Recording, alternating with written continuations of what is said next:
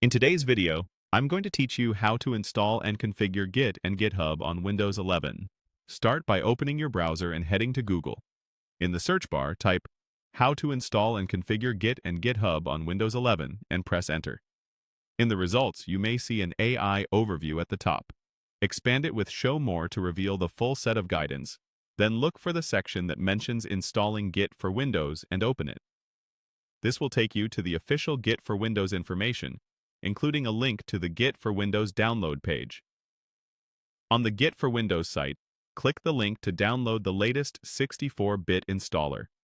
Save the file, and when the download completes, run the setup.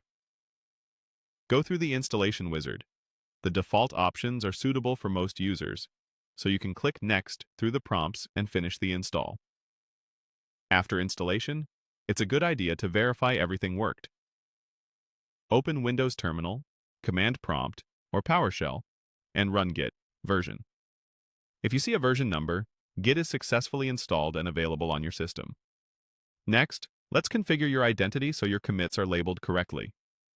In the same terminal window, set your name with git config, global user.name, your name, and then set your email with git config, global user.email, your email at example.com.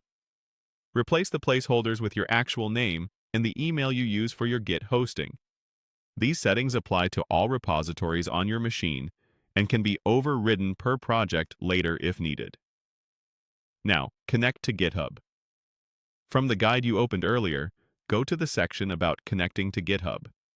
If you prefer a visual interface in addition to the command line, download and install GitHub Desktop.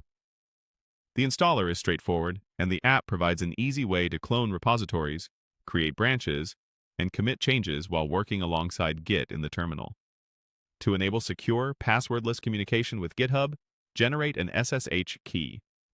In your terminal, run SSH keygen trsa b4096 c your email at example.com. When prompted, you can accept the default file location by pressing Enter, and optionally set a passphrase for extra security. This creates a key pair you can use with GitHub for secure authentication. That's it.